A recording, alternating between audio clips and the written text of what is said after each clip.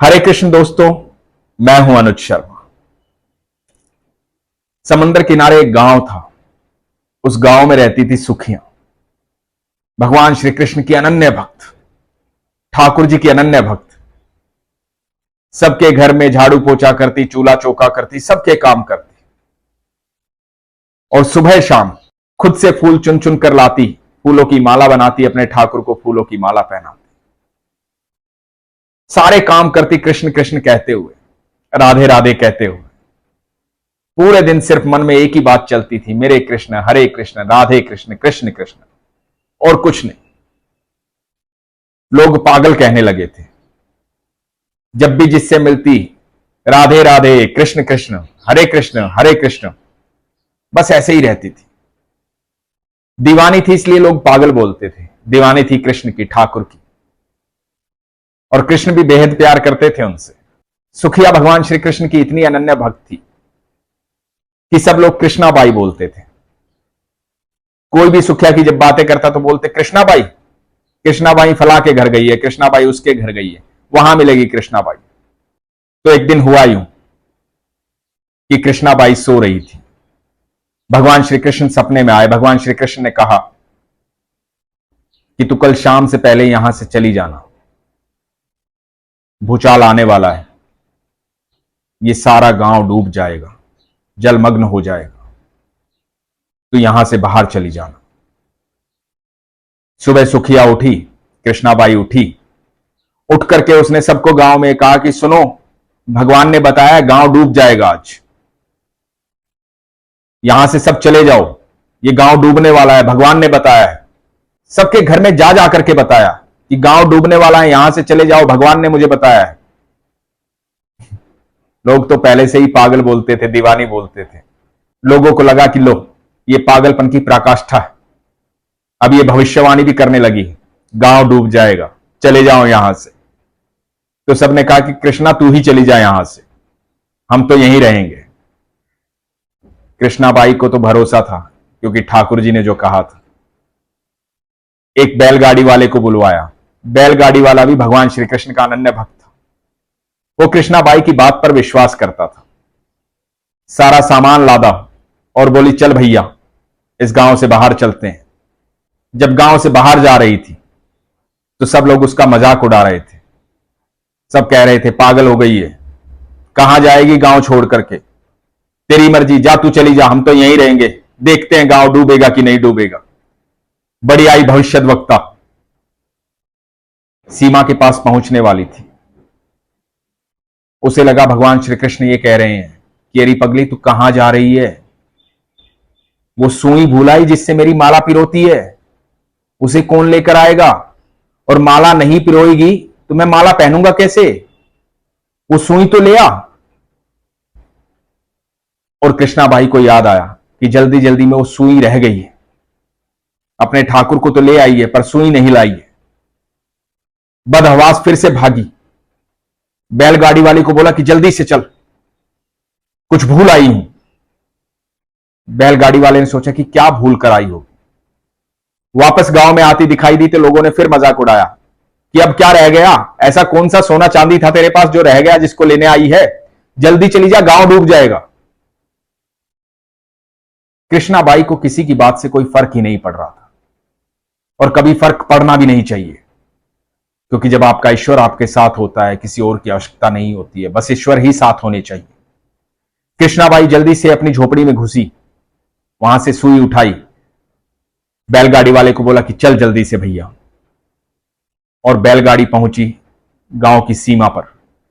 जैसे ही सीमा पार की, समंदर में भूचाल आया, पूरे गांव में त्राही त्राही मच गई, सब कुछ डूब गया। ये कृष्णाबाई देख रही थी और बैलगाड़ी वाला देख रहा था। भगवान की इतनी प्यारी भक्त थी।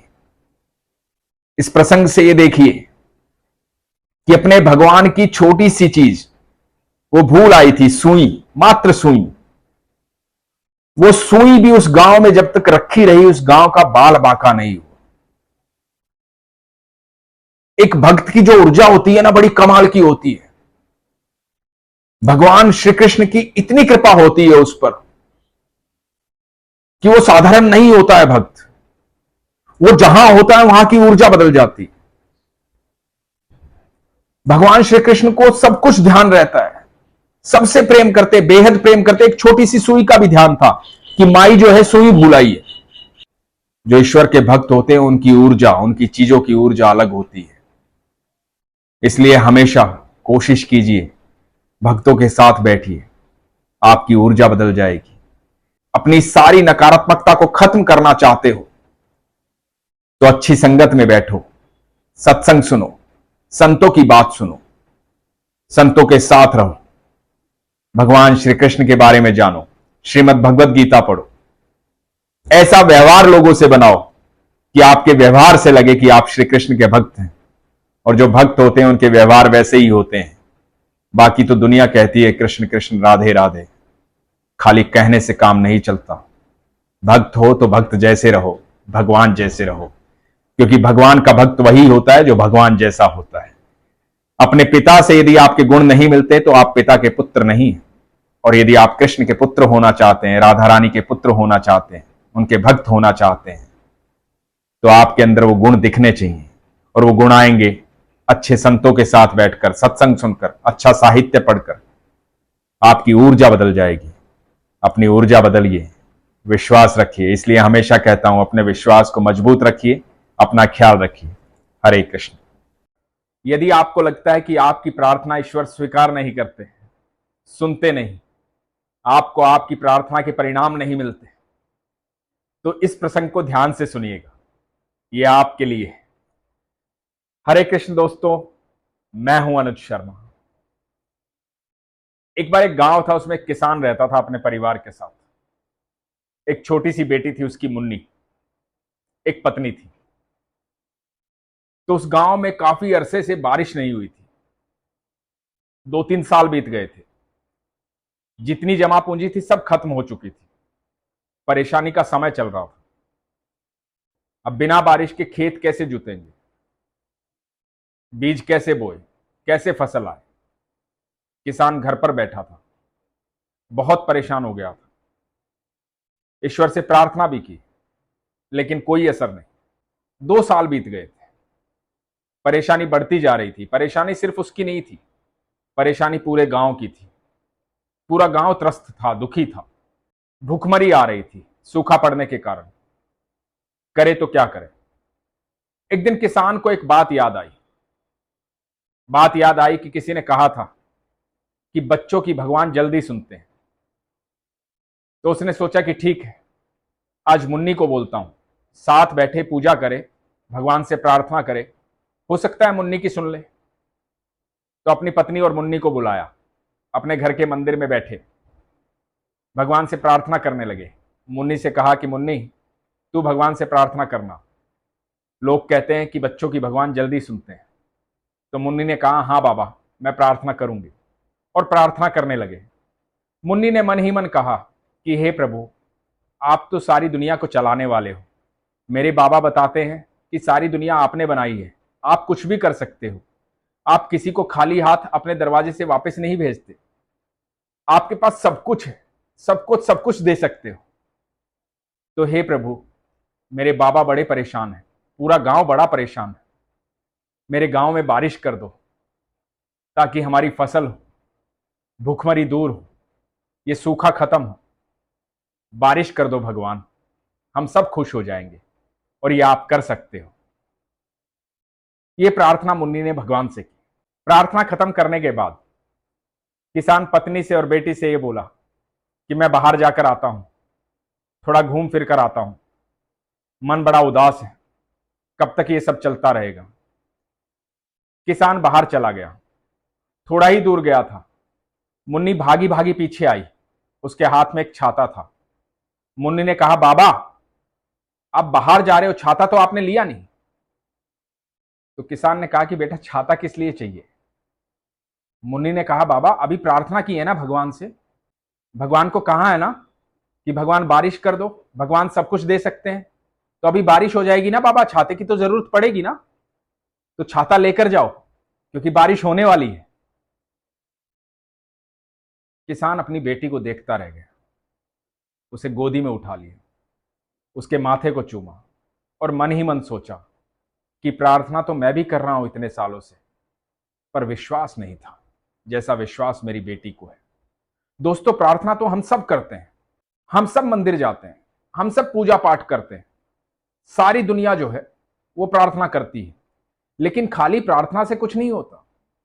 यदि आप ईश्वर के पास जाते हैं तो विश्वास भी तो रखिए, वो विश्वास होना जरूरी है। मैं हमेशा उसी विश्वास की बात करता हूं। आप जब ईश्वर से प्रार्थना करते हैं, चाहे घर का मंदिर हो, चाहे मंदिर हो बाहर, चाहे आप कहीं भी प्रार्थना करें, और चाहे मंदिर ना भी हो, आप खुले आसमान के नीचे भी प्रार्थना करें, आप कहीं भी प्रार्थना करें, कहीं भी ईश्वर से बात करें, लेकिन आपका विश्वास होना चाहिए। यदि विश्वास नहीं होगा तो प्रार्थना कैसे फलीभूत होगी। यहां देखिए, मुन्नी को कितना विश्वास था, मुन्नी को भरोसा था कि मैंने भगवान से मांगा है तो बारिश आ जाएगी, और बारिश आएगी तो इंतजाम करना पड़ेगा, इसलिए बाबा को छाता दे दिया। और जब बाबा को छाता दिया, बाबा ने गोदी में बच्ची को उठाया और बारिश आ गई। यह विश्वास होता है। मैं सच कहता हूं, जीवन में कभी हारिए मत, परेशान मत होइए। आपको लगता है ईश्वर आपकी नहीं सुनता है, तो जांचिए अपने आप को, परखिए अपने आप को, क्या आपका अपनी बात पर इतना विश्वास है जो आपने ईश्वर से मांगा है? क्या आपके पास वो सारे इंतजाम है कि ईश्वर जब दे देगा तो मैं सही रूप से उस चीज का प्रयोग कर पाऊंगा? क्या आप सोचते हैं ऐसा? यदि आप सच में जो प्रार्थना करते हैं और उस पर विश्वास रखते हैं, तो दोस्तों इंतजाम कीजिए, क्योंकि आपकी प्रार्थना पूरी होने वाली है, ईश्वर आपको देने वाले हैं। बस विश्वास को कायम रखिएगा, विश्वास को कभी कमजोर मत होने दीजिएगा। और जो लोग ये कहते हैं ना कि ईश्वर मेरी सुनता नहीं है, मैं सच कह रहा हूं, यही सबसे बड़ी शंका है। जो विश्वास करते हैं उन्हें शंका नहीं होती है, वो इंतजाम करते हैं। जो ईश्वर से मांगा है उन्हें पता होता है कि उन्हें मिलने वाला है, वो तैयारी करते हैं उस चीज की। तो तैयार हो जाइए, विश्वास को मजबूत रखिए, अपना ख्याल रखिए। हरे कृष्ण।